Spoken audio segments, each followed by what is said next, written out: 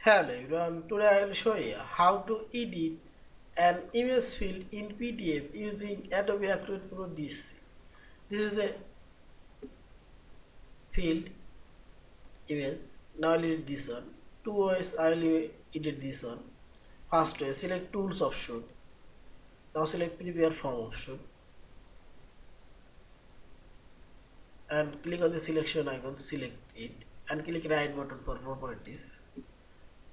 First I will edit this image field name. You can change this image field name. Also you can make it visible, invisible, make it red only.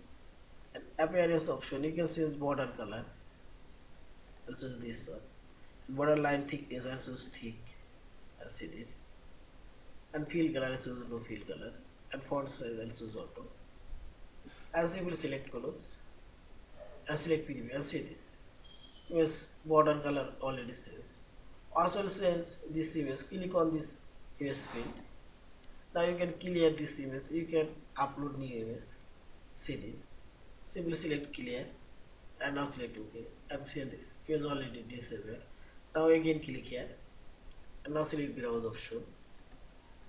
I will replace another image, this one.